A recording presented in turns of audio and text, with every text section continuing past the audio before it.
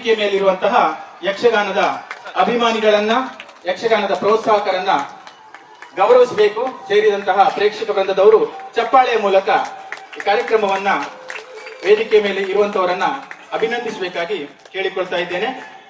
ಅತಿ ಹಿಂದುಳಿದ ವರ್ಗದ ಸಮುದಾಯದ ನಮ್ಮ ಬಿಲ್ಲವ ಸಮುದಾಯದ ಒಬ್ಬರು ಕಲಾ ಕುಸುಮ ಅಂತ ಹೇಳಿದ್ರು ತಪ್ಪಾಗ್ಲಿಕ್ಕಿಲ್ಲ. ತನ್ನ ಎಳೆಯ ವಯಸ್ಸಿನಲ್ಲಿಯೇ ಯಕ್ಷಗಾನದ ಬಗ್ಗೆ ಅತೀವಾದ ಕಾಳಜಿಯನ್ನು ಹೊಂದಿ ಯಕ್ಷಗಾನ ಕಥೆಯನ್ನು ಬರೆದು ರಾಗವನ್ನ ಸಂಯೋಜನೆ ಮಾಡಿ ಇವತ್ತಿನ ದಿನ ಈ ಜಿಲ್ಲೆಯಲ್ಲೇ ಒಂದು ಅತ್ಯುತ್ತಮವಾದ ಪ್ರಸಂಗಕರ್ತೆಯಿಂದ ಶಾಂತ ವಾಸುದೇವ್ ಅವರು ಹೆಸರು ಗಳಿಸಿದ್ದಾರೆ. ಅವರಿಗೆ ಸಮಾಜದ ಅಧ್ಯಕ್ಷನಾಗಿ ಮತ್ತು ನಮ್ಮ ಎಲ್ಲ ಆಡಳಿತ ಕಮಿಟಿಯ ಪರವಾಗಿ ಅವರಿಗೆ ಅಭಿನಂದನೆಯನ್ನ ಮತ್ತೊಮ್ಮೆ ಸಲ್ಲಿಸ್ತಾ ಇದ್ದೇನೆ. ಹೇಳಿದಷ್ಟು ಸುಲಭವಿಲ್ಲ ಯಕ್ಷಗಾನ ಬರೆಯೋದು, ಯಕ್ಷಗಾನ ಪ್ರದರ್ಶನವನ್ನು ಮಾಡುವುದು. ಅದರ ಹಿಂದೆ ವರ್ಷಾನುಗಟ್ಟಲೆ ಪ್ರಯತ್ನ ಇರುತ್ತೆ. ಇನ್ನು ಈ ಯಕ್ಷಗಾನ ಇವತ್ತು ಏನು ಬರೆದು ಇವತ್ತು ಪ್ರಥಮ ಪ್ರದರ್ಶನ ಆಗ್ತಾ ಇದೆ, ದೊಡ್ಡ ಮಟ್ಟದ ಯಶಸ್ಸನ್ನು ಕಾಣಲಿ. ಅವರ ಎಲ್ಲ ಸ್ನೇಹಿತ ಬಳಗಕ್ಕೂ, ಯಕ್ಷಗಾನ ಕಲಾವಿದರಿಗೂ ಮತ್ತು ಯಕ್ಷಗಾನ ಪ್ರೋತ್ಸಾಹಿಸುವಂತ ಎಲ್ಲ ಯಕ್ಷಗಾನ ಕಲಾಭಿಮಾನಿಗಳು ರಸದೌತಣವನ್ನು ನೀಡಲಿ. ಈ ಯಕ್ಷಗಾನ ಅನ್ನುವುದು ಈ 2 ಜಿಲ್ಲೆಯಲ್ಲಿ ಅತಿ ಹೆಚ್ಚು ಪ್ರದರ್ಶನ ಕಂಡಂತ ಒಂದು ಪ್ರಸಂಗವಾಗಿ ಮೂಡಿ ಬರಲಿ ಅಂತ ಒಂದು ಶುಭವನ್ನ ಹಾರೈಸಿ ತಮ್ಮೆಲ್ಲ ಈ ಕಾರ್ಯಗಳಿಗೂ ಬ್ರಹ್ಮಶ್ರೀ ನಾರಾಯಣ ಗುರುಗಳ ಆಶೀರ್ವಾದವಿರಲಿ ಅಂತ ದೇವರ ಹತ್ರ ಪ್ರಾರ್ಥಿಸಿ ಅವಕಾಶಕ್ಕಾಗಿ ವಂದಿಸಿ ನನ್ನ ಮಾತನ್ನು ಮುಗಿಸ್ತೀನಿ. ಜೈ ಯಕ್ಷಗಾನಂ ಗೆಳ್ಗೆ. ಸುರೇಂದ್ರ ಸಂಗಮ್ ಅವರಿಗೆ ಯಕ್ಷಗಾನದ ಪ್ರಚಾರಕರು. ಯಕ್ಷಗಾನ ಕಲೆಗೆ ಪ್ರಚಾರ ಅಂತೂ ಖಂಡಿತ ಬೇಕು. ಯಾಕಂದ್ರೆ ಪ್ರಚಾರ ಇಲ್ಲದೆ ಹೋದ್ರೆ ಯಕ್ಷಗಾನದ ಉದ್ದೇಶ ಅದರ ಪ್ರದರ್ಶನದ ಹೆಚ್ಚುವುದಿಲ್ಲ, ಜೊತೆಗೆ ಪ್ರಸಂಗದ ಪ್ರದರ್ಶನದ ಉದ್ದೇಶವೂ ಈಡೇರುವುದಿಲ್ಲ. ಎಲ್ಲರೂ ಹೇಳೋದು, ನಾನು ಪ್ರತಿ 25 ವರ್ಷಗಳ ಸುದೀರ್ಘವಾಗಿ ಯಕ್ಷಗಾನ ಮೊದಲಾಗಿ ನಾನು ಕಾಳಿಂಗನವರ ಅಭಿಮಾನಿ ಇದೆ.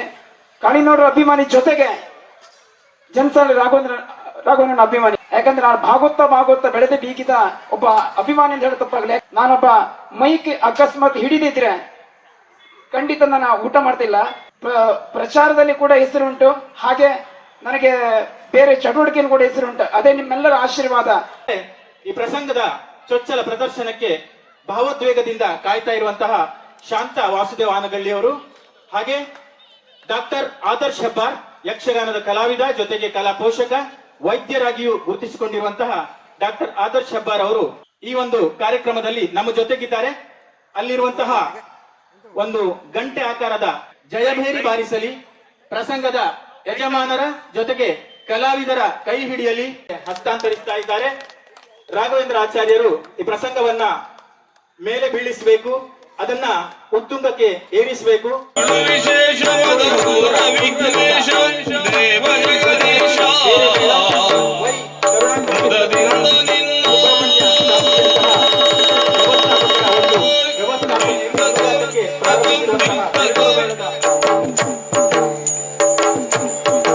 ಶೆಟ್ರು ಹಾಗೆ ಬಹಳ ಒಳ್ಳೆಯ ದಕ್ಷ ಯಜಮಾನಿಕೆ, ಮೇಳಗಳಲ್ಲಿ ಒಂದು ದಕ್ಷ ಯಜಮಾನಿಕೆ ನೋಡ್ಬೇಕಂದ್ರೆ ನಮ್ಮ ಕರುಣಾಕರ್ ಶೆಟ್ರಿ ಅಂತ ನಾನು ಎಲ್ಲರ ಹತ್ರನು ಸ್ಪಷ್ಟವಾಗಿ ಹೇಳ್ತೇನೆ.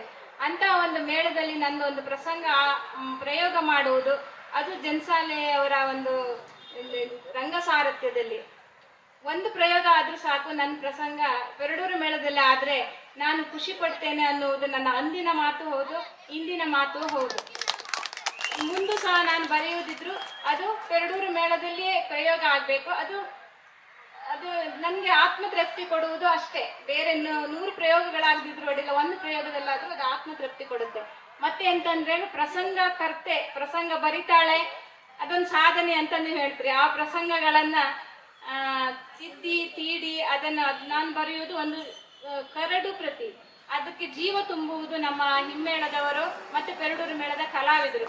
ಅವರನ್ನ ನಾನು ಈ ಕ್ಷಣದಲ್ಲಿ ತುಂಬಾ ಆತ್ಮೀಯ ಭಾವದಿಂದ ಅವರಿಗೆಲ್ಲರಿಗೂ ನನ್ನ ಧನ್ಯವಾದಗಳನ್ನ ಸಮರ್ಪಿಸುತ್ತೇನೆ. ನೀಲ್ಕೋಡು ಶಂಕರ್ ಹೆಗಡೆ ಮುಮ್ಮೇಳದ ಕಲಾವಿದರ ಆದಿಯಾಗಿ ನಾವೆಲ್ಲ ಪ್ರಾಮಾಣಿಕತನದ ಪ್ರಯತ್ನವನ್ನು ಮಾಡಿ ಪ್ರಸಂಗವನ್ನು ಗೆಲ್ಲಿಸುವಲ್ಲಿ ಶ್ರಮ ವಹಿಸಿದ್ದೇವೆ ಎಂಬುದಾಗಿ ವೇದಿಕೆಯಲ್ಲಿ ಹೆಮ್ಮೆಯಿಂದ ನಾವು ಹೇಳಿಕೊಳ್ತಾ ಇದ್ದೇವೆ. ಯಾಕಂದರೆ ಒಂದು ಪ್ರಸಂಗ ಒಬ್ಬ ಭಾಗವತನಿಂದಲೋ ಒಬ್ಬ ಕಲಾವಿದನಿಂದಲೋ ಗೆಲ್ಲಲಿಕ್ಕೆ ಸಾಧ್ಯವೇ ಇಲ್ಲ. ಇಡೀ ಪ್ರಸಂಗ ಗೆಲ್ಲಬೇಕಾದ್ರೆ ಪ್ರಸಂಗಕರ್ತರಿಂದ ಹಿಡಿದು ಕಲಾವಿದರು, ಎಲ್ಲ ಕಲಾವಿದರು ಅಲ್ಲಿ ನಾವು ಸಮಷ್ಟಿಯಾಗಿ ಒಂದು ಪ್ರಸಂಗದ ಬಗ್ಗೆ ಪ್ರಯತ್ನ ಪಟ್ಟರೆ ಮಾತ್ರ ಟೀಮ್ ವರ್ಕ್ ಅಂತೀವಿ. ಆ ರೀತಿಯಲ್ಲಿ ಟೀಮ್ ವರ್ಕ್ ಮಾಡಲಿಕ್ಕೆ ನಮ್ಮಲ್ಲಿ ಈ ವರ್ಷದ ಎಲ್ಲ ಕಲಾವಿದರು ಸಹ ಅಷ್ಟೇ ಒಂದು ಶ್ರದ್ಧಾ ಭಕ್ತಿಯಿಂದ ನನ್ನ ಜೊತೆಯಲ್ಲಿ ನಮಗೆ ಸಪೋರ್ಟ್ ಆಗಿ ದುಡಿತಾ ಇದ್ದಾರೆ. ನಾವು ಕಲಾವಿದರು, ಪ್ರಸಂಗಕರ್ತರು, ಪ್ರೇಕ್ಷಕರು ಇದರ ಬಗ್ಗೆ ಸ್ವಲ್ಪ ಜಾಗ್ರತೆ ವಹಿಸಬೇಕು. ಯಾಕಂದ್ರೆ ನಮ್ಮಲ್ಲಿ ಒಂದು 4 ಜಿಲ್ಲೆಯಲ್ಲಿ ಯಕ್ಷಗಾನ ಇದೆ.